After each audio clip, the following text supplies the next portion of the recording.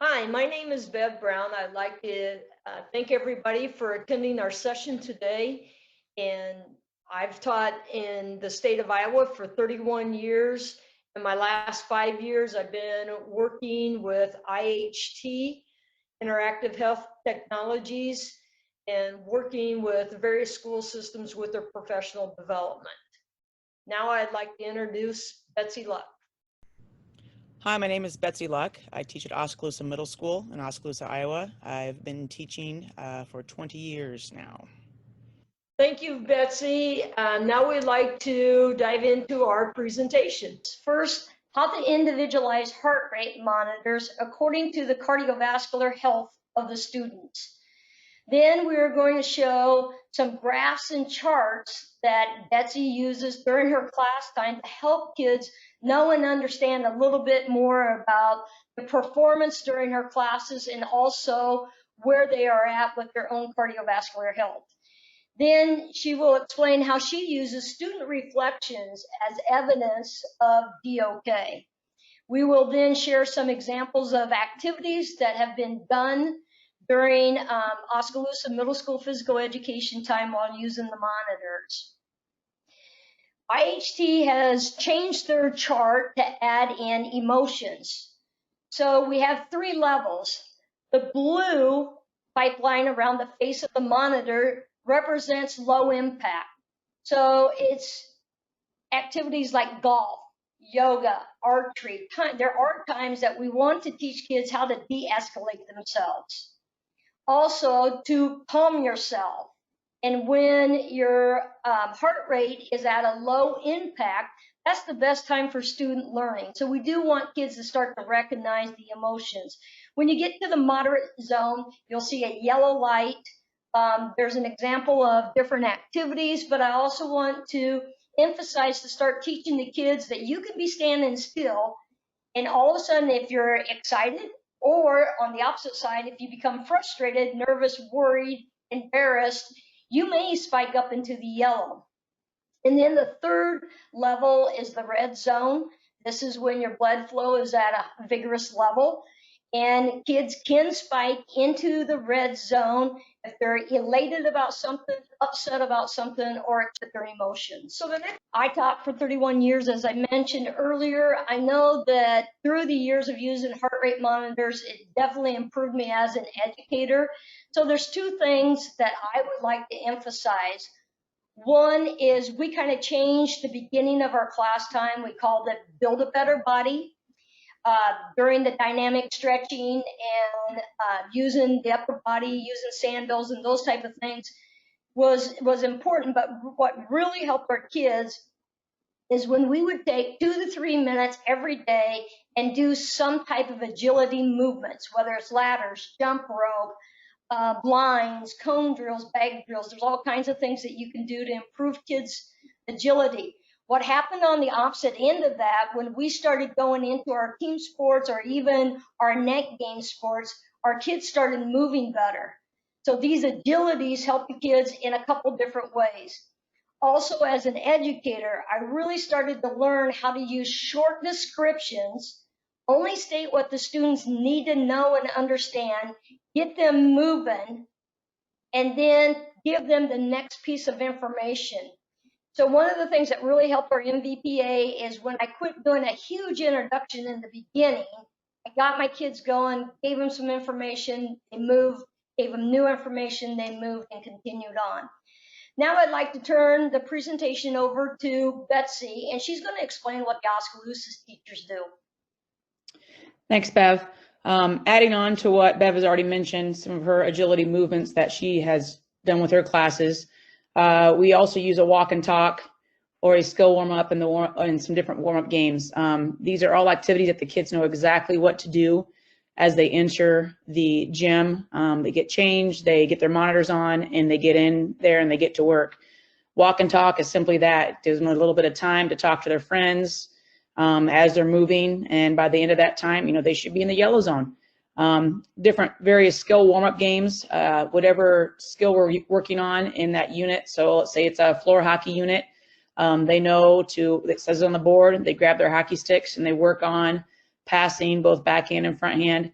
and make them good passes to a partner.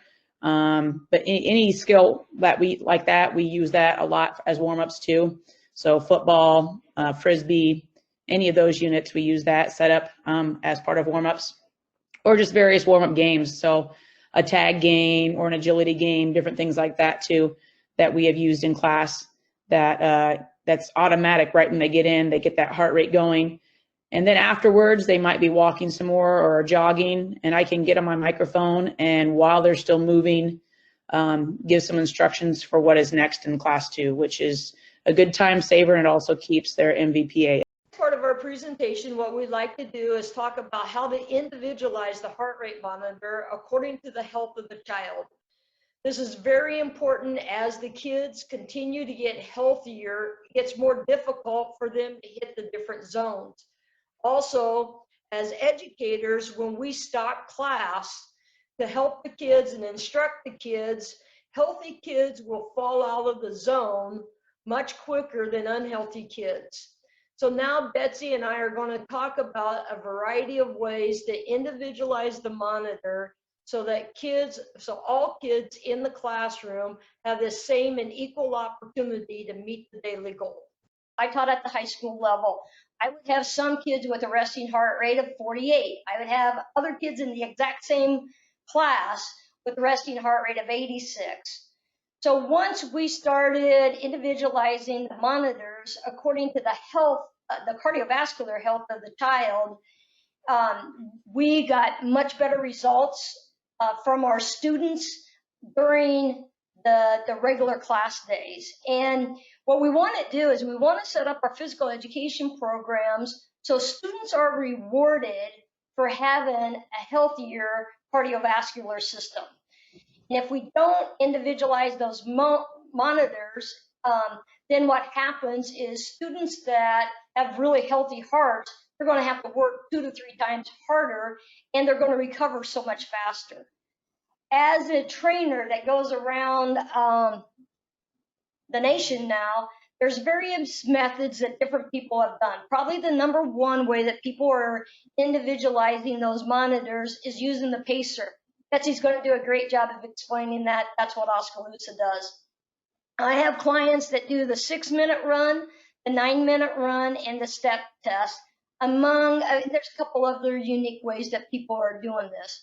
But we want everybody to know and understand that there's more than one method to get that max heart rate. So now we're going to let Betsy talk about how Oskaloosa sets up theirs.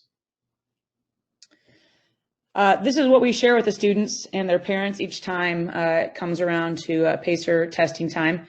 And we do test twice a trimester. So right at the beginning of each trimester, and then around midterm, we do it again. And that can take into effect those changes of their max heart rate and how they do on the pacer. So I'm not going to read this to you, but this is something that we share with the kids and the parents as we go through. So pacer assessment day. First thing we do as soon as they get in there, we have about half the lights turned off.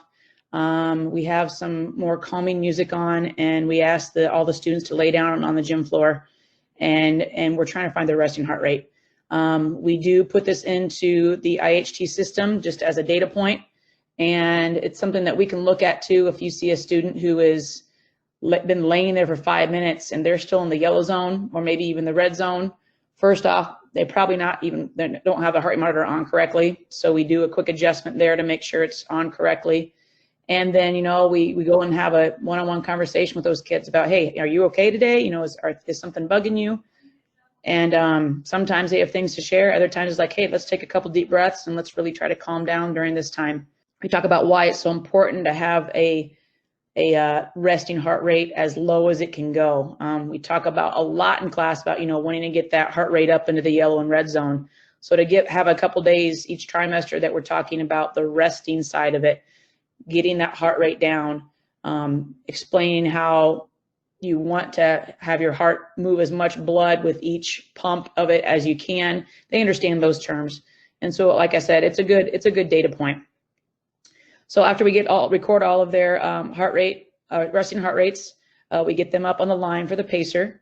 We do share with them their previous scores from the time before that they did the pacer. It's one of our SMART goals to always try to improve from previous scoring, or if they got above 80, they can just continue to stay above 80. 88's a mile in the pacer. And so if they can do that, they understand that they're probably in pretty good shape. And so if they got 105 last time and they end up getting 100 this time, that's still a really high level of cardiovascular fitness that they're in. And so they still look at that as a success, even if it's not quite the same as always. And we always ask them to make sure they tie their shoes, check their shoestrings before we get started, because we don't want that to stop somebody from doing their best. Last thing we talk about before we start is what you should feel like when you get done with this. First off, you should be in the red zone on your heart rate monitor. That should be a given. And you shouldn't be able to talk. You should be out of breath. We talk about it's okay to go hands on knees for a little bit of time to catch that breath, and then you should be moving it again. But you should not be able to bounce, jog right over to me and tell me your score and then walk away and be able to carry on a full conversation with someone. That means you didn't give a full effort. And as a track coach, I can share that information with the kids too, like what it should feel like when you get done with a test like this. Of course, after they get done, they do come over. We are watching for everybody, making sure when they finish, but they do come over and check their score with us to make sure we have the same score written down. And we also make sure that they are down in the blue level, that recovery zone on their heart rate monitors for their heart rate before they leave the classroom, because this was a max effort day for these students.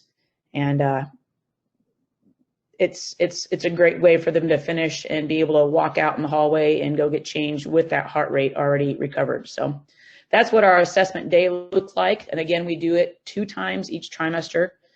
We also run the mile as just another cardiovascular fitness test, but we use the pacer to adjust and individualize the heart rate monitors. This is just an example of one of our students at Oskaloosa from the pacer assessment day. Beginning where they are in the blue, that's where they'd be laying down. It's really tough to have middle schoolers lay flat on their back and lay still because they want to giggle and talk to each other. So we spread them out and we get them calm there. And then this individual did a great job of just continue to increase their heart rate throughout the pacer. It's a pretty fit kid here, because as soon as they got finished with it, you can see that big drop off back through the red to the yellow and almost to the blue pretty quickly. So it's always cool to see this. We share it with the kids, like this is a cool thing to see, to have this data that we can show the students and their parents and anybody else that wants to see, what it should look like as their heart chart as they do the pacer.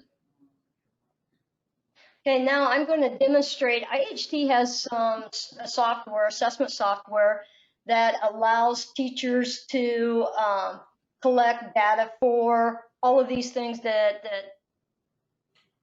Betsy is using to individualize those monitors.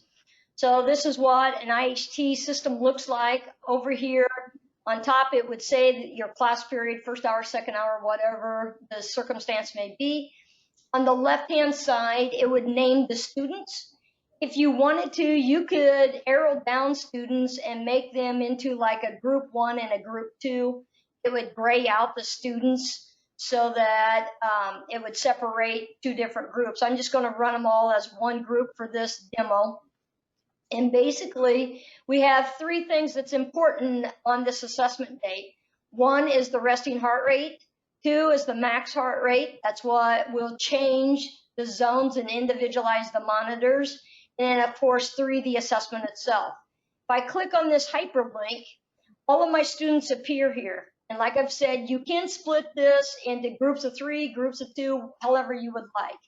But basically, when the music starts, or your CD or your YouTube, whatever you're using, or you could just plug in your IHT computer into this speaker, and basically this is going to track all of your students and where they're at on the pacer.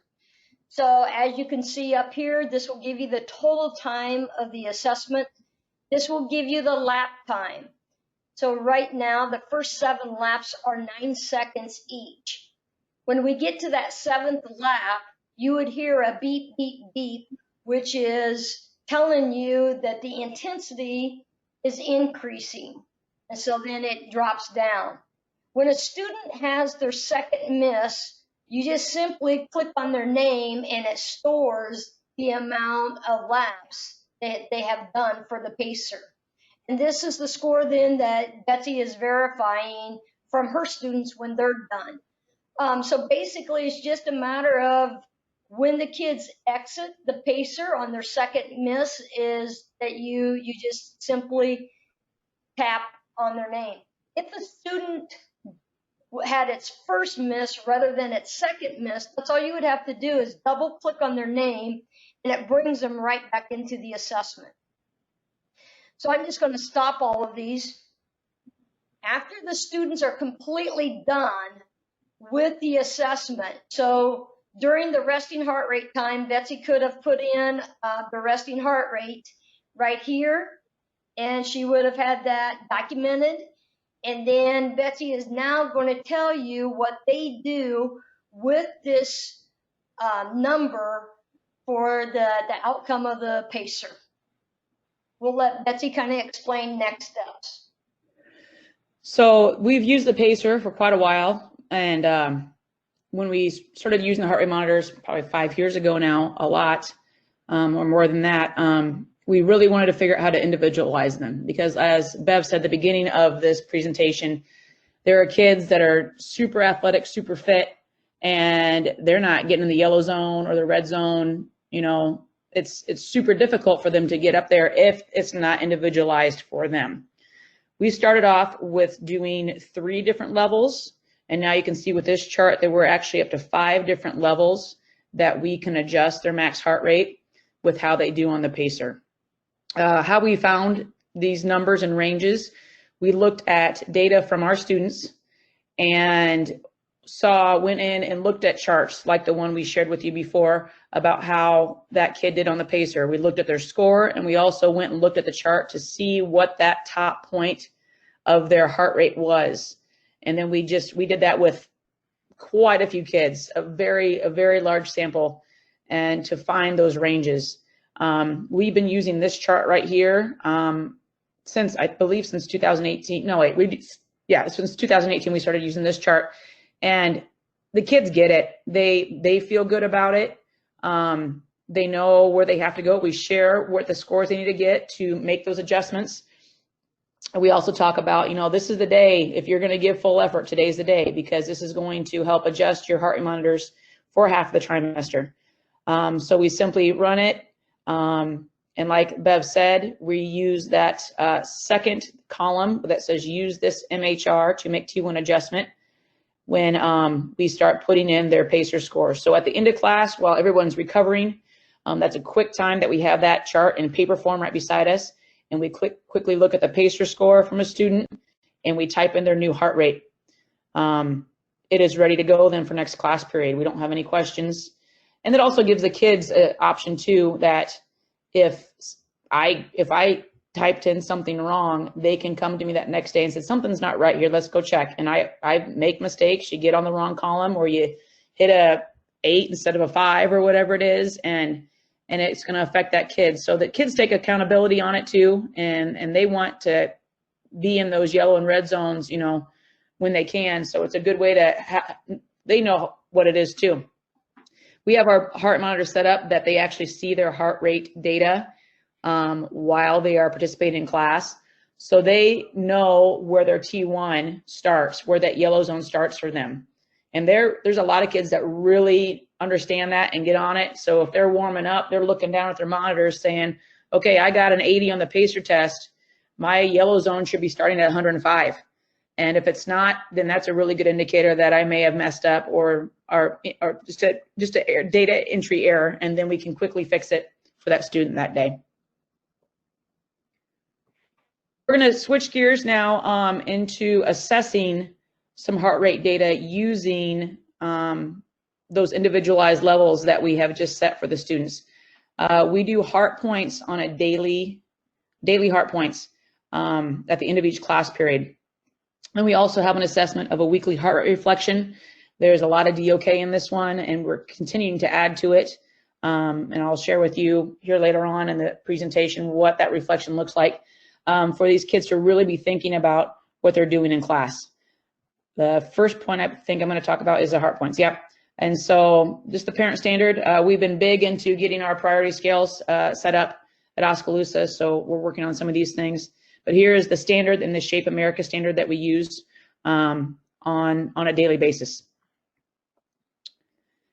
So this is what it set up. Learning target, achieve the goal time in the healthy fitness zone, moderate to vigorous activity set by my teacher for the class period. And we can change how much time we want them in the zone. We have several different assessments set up, or the type of workout set up. And we know how much we're going to be talking that day. So if it's a super instruction day, we might go low level or daily PE level. If we know we're going to get in, it's like the third or fourth or fifth day into the unit, and the kids know what to do, know the game, we might do a high level day where we are coming in, we're warming up quickly, we're covering any conversation that we need to have, and then we are getting after it. And so we can change how much time they need to spend in the zone to get different points. So we can stay on this chart. You can just see how it's broken down, that they earn a 4.0, a 3.0, a 2.0, or a 1.0 there by how much time they are able to spend in the zone. So on a ABCD grading scale, they can get over 100% on this. They can get that extra because they surpass what our expectation is, what our goal is as teachers that day. And it can be done. They come in and they get right to it on warm-ups. Other students may choose to walk a little bit, but some kids get in there right away and get going here. So this is the report that we use after every class to put in students' scores for the day. So like I said, it was 50 to 90 is a 2, 90 to 110 is a 3.0, and over 110% is a 4.0 for that day. So I usually have 2 windows open. We're an infinite campus school. I have an infinite campus window open, and then I have an IHT window open showing this report. And I can quickly go back and forth looking at the student and looking at the percentage to what their score is going to be that day for their heart points.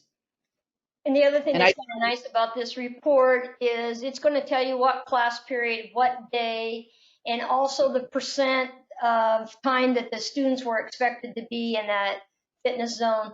So that just gives you all the information that you need for that particular day. And then we also have the weekly heart rate reflection that we talked about before too. It's another standard 3 measure. And in the Google form that we use at Oski, we've been doing this for several years, for 3 years now. We've been using a type of reflection like this.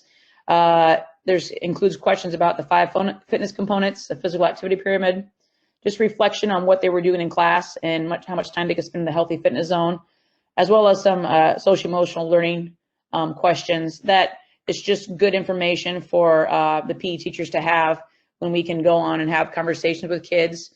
We've shared some of this information that kids write in on their reflections with the counselor. If there's something really going on in that kid's life, we try to touch base with them first. We see them at lunch or see them sometime. We try to grab them and talk to them. Or if we can't get to them or they really didn't want to share with us, we get a hold of a counselor or a student success coach that they can go talk to them as well about something that's going on in their life. And right there is the link to a copy of our form that we are using for this upcoming school year. Click to the next one. I think it's the questions. Yep. So I'm not going to read through all these, but we do. These are all the questions that we have on our heart rate reflection form that the kids do.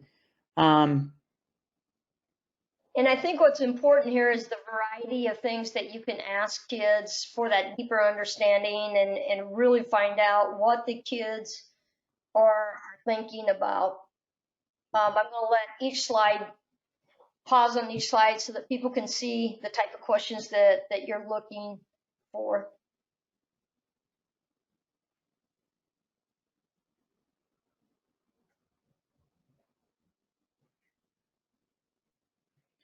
I do really enjoy the question of, do you have any suggestions that can make your class better next week?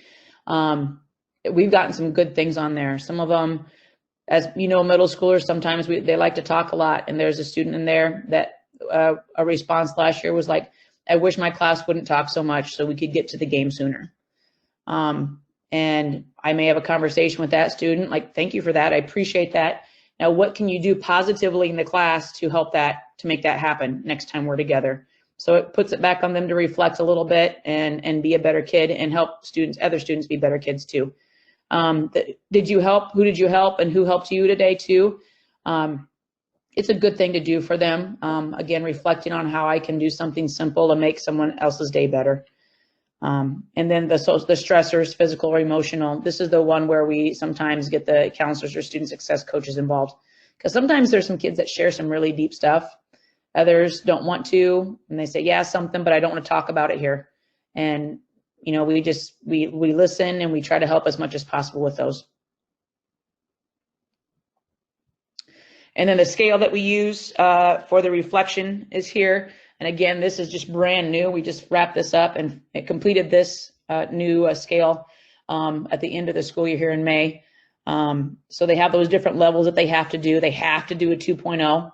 Those questions are required on the form. And then the 3.0 questions are also actually required on the form. They have to complete them. And then the 4.0, if they choose to do it, they can, but they have to do a good job on the 2.0 and the 3.0 first. This slide demonstrates the Google form that is given to the teachers after the students are done reflecting on their workout and answering the reflection questions. IHT has a portion of their software that's called student journaling. So after class is over with, there's an email that is automatically sent to the student email address. In each email, the two charts that are on the slide are what the students are able to see and reflect on based on the questions that the teachers are asking of them. Teachers can give the students an exit question to reply to in relationship to the chart, such as, did you make today's goal? If you made today's goal, what allowed you to be successful? There's so many different types of questions that you can ask the kids if you're trying to have them understand a little bit about recovery time and about the peak of their workout and those type of things. It's just endless to what you can do with these type of charts and helping your kids know and understand a little bit more about cardiovascular health. When they reply from their email, it goes back into IHT. You can go into the session report and ask for the session report to become a detailed session report. So what that looks like for our customers is an Excel sheet. It's going to tell you the date. It's going to tell you the name of the activity, whether it was pacer, they were playing basketball, whether it was a low cardio day, high cardio day. You as a customer, you decide what you want to name your activities and how you want to identify what was going on during class. Then it's going to give you last name, first name, and then it's going to give you those journal responses from the students. And obviously, if they haven't responded at all, that will be blank. On this same Excel sheet, it gives you the max heart rate for that day. It gives you the amount of time that was in the zone, above the zone, and the low impact. So I kind of screened some of that out and just brought in an example of how you could take an Excel sheet, trim it down, have your kids in alphabetical order, and be able to see how they reflected on that question that day. Like Bev just said, when we started doing our reflection, this wasn't available yet. And so ours is through a Google form, and we shared out through a Google Classroom to all of our students. So they get the email like Bev showed before, and then they open up their Google form and complete all those questions that we had above. So it's very similar. It's just a different way to reach the kids with it. And everything is Google Classroom at our school. And so it was a nice way not to add something else for the students to have to do at our school. And I know other schools around use the IHT side for the reflection in the journal, and it works great. It's just where we are in Oski and what we've already created. Another reason that it's so important to use heart rate and data and collect to see things of what's going on in your class is whether or not the kids are cooling down and whether or not you have them in a readiness to learn state. Yeah, we try, and I'm saying the word try, every day at the end of class to bring all the students in and get that heart rate back down to a level where the readiness level to be able to leave the gym and be able to be successful and not bouncing off the walls as they enter the other, the other classes back into a classroom setting with another teacher. Sometimes we lose track of time. It's like, oh, we got to do this quick. And we try to do a couple quick stretches or something that's going to help reduce those, just help decrease that heart rate. But other days we can't do it. I had a parent email me during this whole at home distance learning time, and they must have been going through their son's heart rate data. They must have had a board night at home and then looking through all those things, and he emailed me and said, I've done a lot of reading and it sounds like, kids are supposed to be down back in the recovery zone before they leave the gym. Do you work on that? And yes, we do. But there's also times, like I said, we may not get there as long as we want to, or we get their heart rate down and then all of a sudden the kid gets up and takes off on their own, sprinting out of the gym to be the first one to check their heart rate monitor in, which just completely defeated the purpose of getting them down and lowering that heart rate. We talk about it, but we're also dealing with middle schoolers here and they have some minds of their own too. So, but in that last 5 minutes of class, when we bring things in, be it either in the gym or we do this outside too, we work on some static stretching and some dynamic and static, but a lot of static because that should be recovery breathing during those times. We're stretching while we're reflecting on what happened in class that day. If there's any questions about rules or just expectations, the activity that we had done in class that day, we can check on those. And I also tell them about, what's ahead the next time they have class too.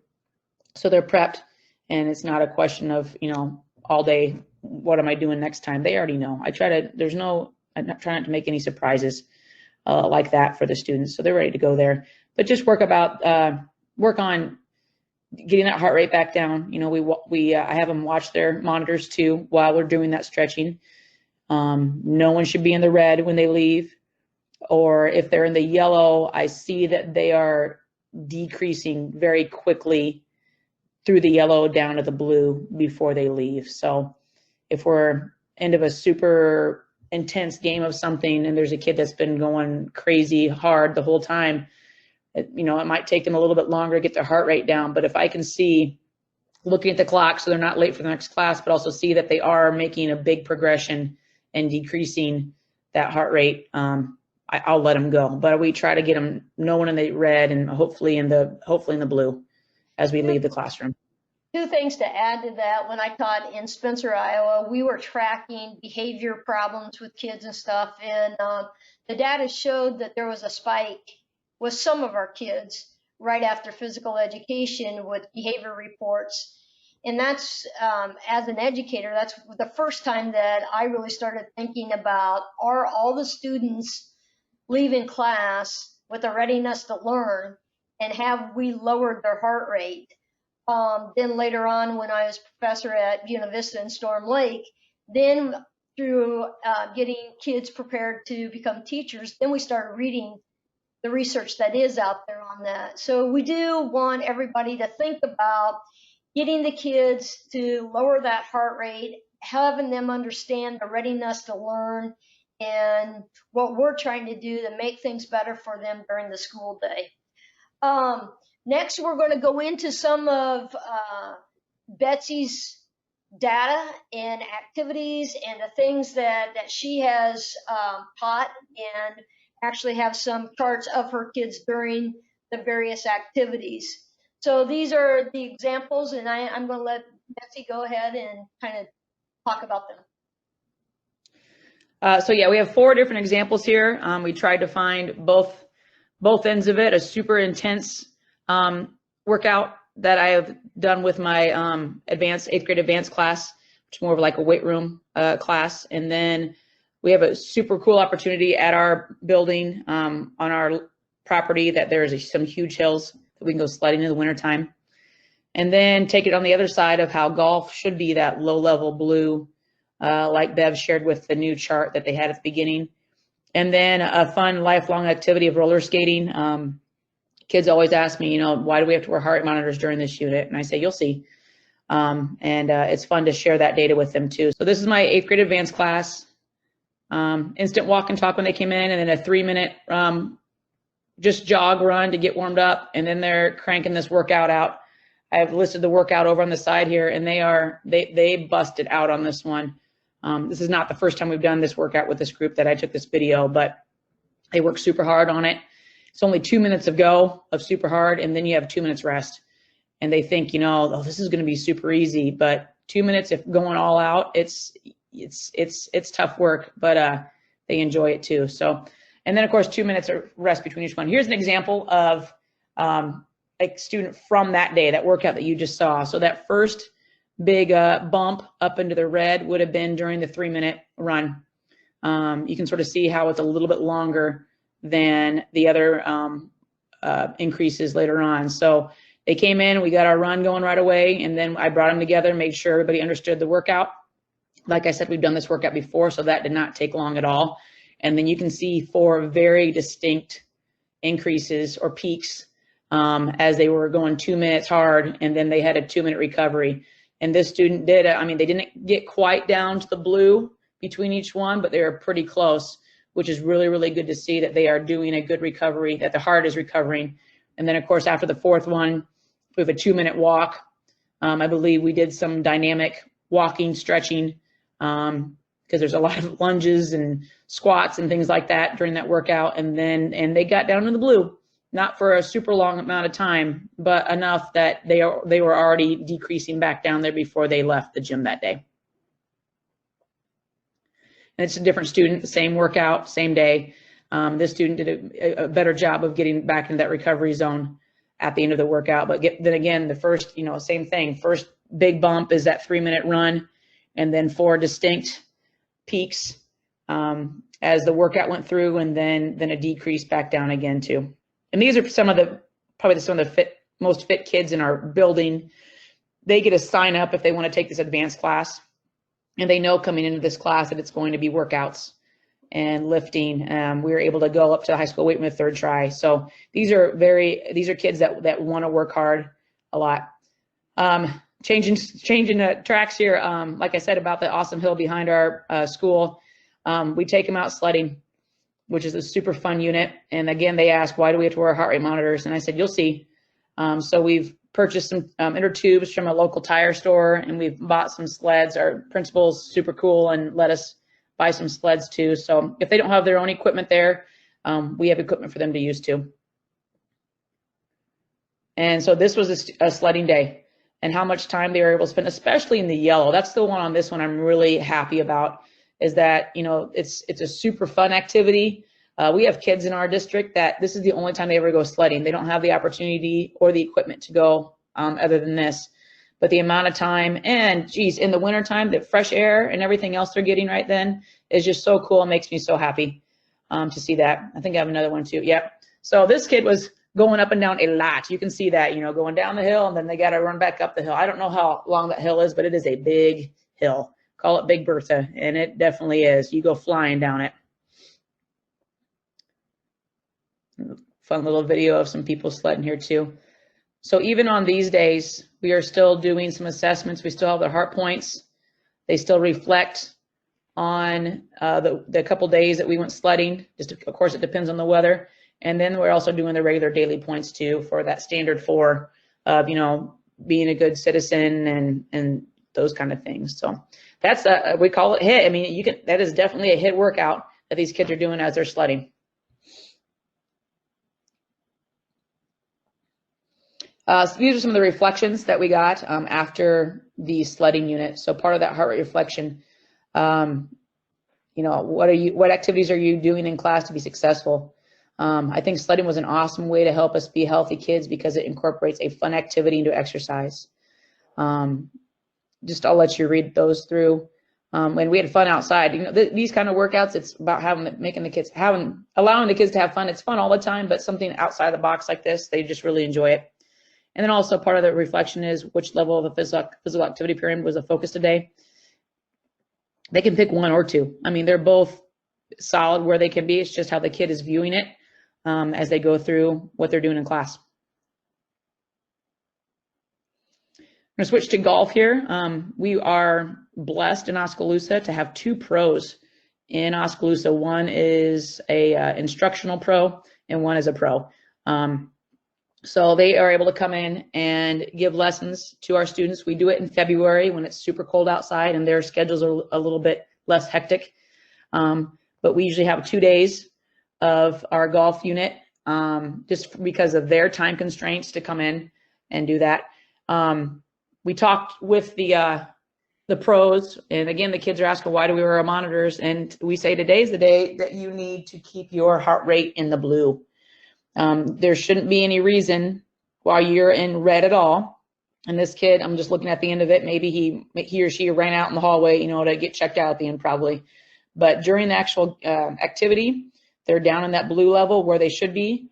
It's fun to hear the pros talk about when they're putting, that they want to slow their heart rate down, that they are working on some breathing, things like that. And so it's good to hear them say it to the kids as well, that this is still a great lifelong activity, but it's not a healthy fitness zone activity. It's not going to help your heart rate unless you're walking. If you go out and walk 18 holes, you're going to get some cardio in, but it is a good lifelong activity that kids can be involved into. And then roller skating. This is at the end of the school year as we're wrapping up. Kids love it. They do not have to skate if they don't feel comfortable in it. They can walk instead, but all the students still have their heart rate monitors on, and the heart rate zone is, that goal is the same for both walkers and skaters, just to wrap up the school year, and they love it. And here's some data. Yep, from skating. This is a roller skater. I took it from a kid that was on skates, not walking. But you can see how much time they're spending in that yellow zone. If they want to sit down for a little bit, they can, but we encourage everybody to be moving either on their skates or walking the entire time during class to finish up the school year and just have a nice unit here. So Betsy and I, first of all, if you have questions or you want to reach out to us or there are things that you want for clarification, either one of us would be happy to work with you. Our email addresses are right here.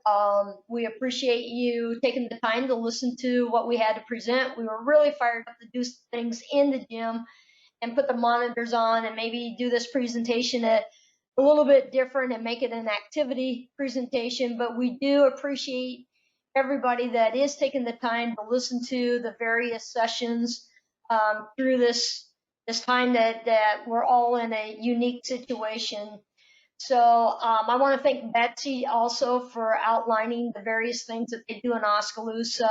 I know that the two of us have really enjoyed working together and learning from one another. Betsy, would you like to have a comment or two to wrap things up? Yeah, again, just like what Bev said, thank you for watching our presentation. When we started using heart rate monitors, it was, how is this going to work? And then you just started using them. If you're brand new to this, just start using them, and then you'll figure out, what it will look for your class and your school. But you can wear them every single day and collect data on kids, and it's going to help them understand what it feels like to do different things. So as they get older and they may not have a heart rate monitor on their body anymore, they know if they're going to go out on a run or a bike or go out and play basketball or ultimate frisbee, so many different options that these kids can do, but they know that I'm going to get a workout and I'm going to make my heart healthier if I do this kind of workout. Betsy and I would like to thank you for attending our session, and if you need to reach out to us, please use the emails that are provided on the slide. So thanks again. Thank you for watching, and we hope you can take some good things away from this presentation.